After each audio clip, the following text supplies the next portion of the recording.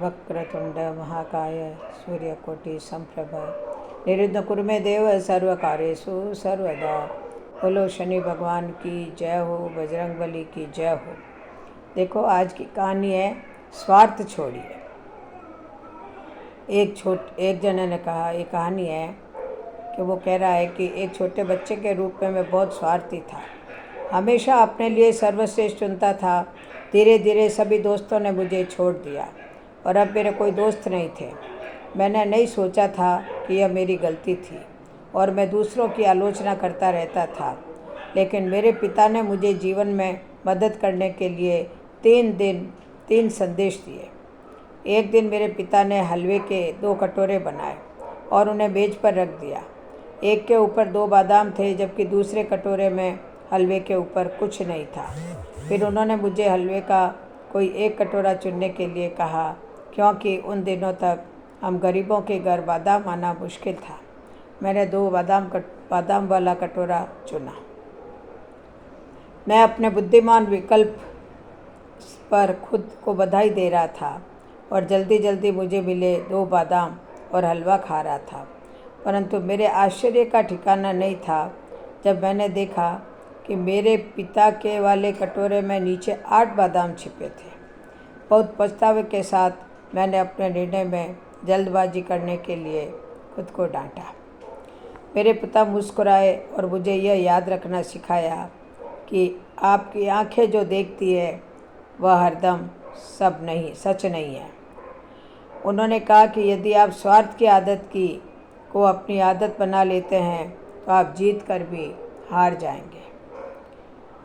फिर उन्होंने मुझे अपने लिए अगले दिन मेरे पिता ने फिर हलवे के 2 कटोरे पकाए और टेबल पर रखे। एक कटोरे के शीर्ष पर 2 बादाम और दूसरा कटोरा जिसके ऊपर कोई बादाम नहीं था। फिर से उन्होंने मुझे अपने लिए कटोरा चुनने को कहा। इस बार मुझे कल का संदेश याद था, इसलिए मैंने शीर्ष पर बिना किसी बादाम वाले कटोरे को चुना। परंतु मेरे आश्चर्य करने के लिए इस बार इस कटोरे के नीचे एक भी बादाम नहीं छिपा था।